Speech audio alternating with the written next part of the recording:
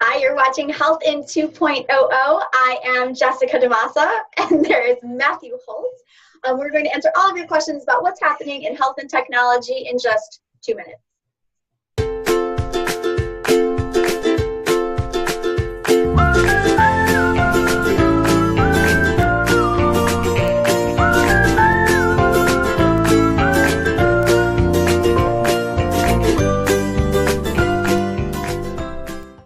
Matthew, you've got that timer ready over there. Today we're going to talk about things that are not. It's showing 2 minutes on the clock with them.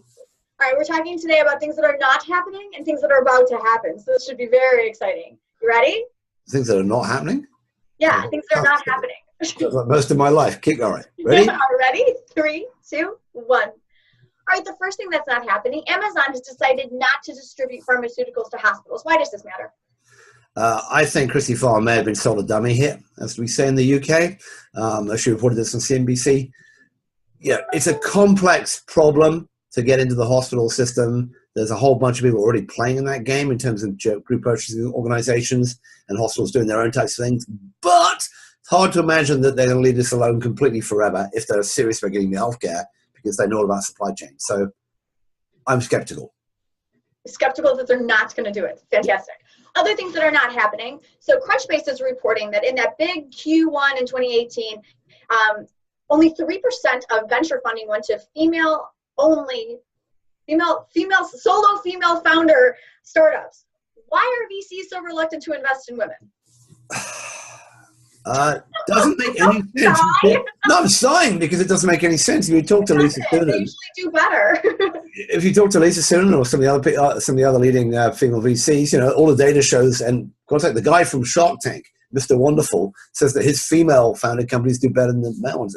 It doesn't make any sense. There is a problem down the pipeline of getting women, technically trained women, into the business, especially in the more techie side. It's less of a problem than on the biotechy side because you get more women coming through the sort of biotech physician ranks, but it's a big problem, something we should do about. Having said that, the last week, what we talked about 3 or 4 different female-led CEOs who are raising big rounds. So hopefully there's some change coming, but we need to look at itself seriously about this. It's a major problem, and you know it's foolish.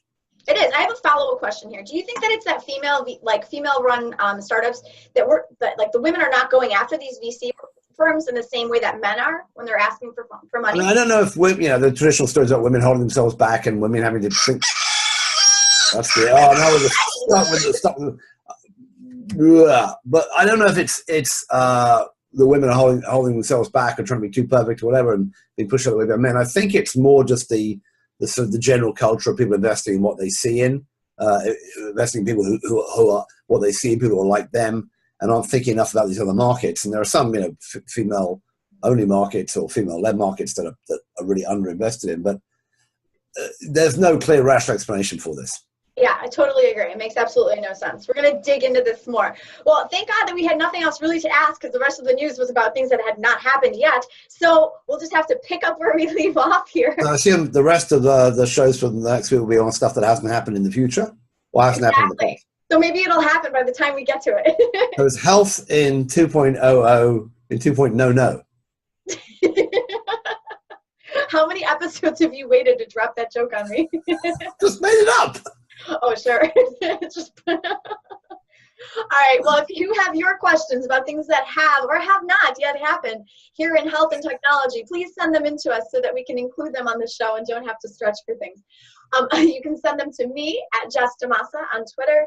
That's at Jess, and then my last name is DAMASSA, and then Bolty Boy, of course. And now we know what that means, so he's at Bolty Boy. Thanks for joining us. We'll see you guys soon. Thanks for watching Health in 2.00.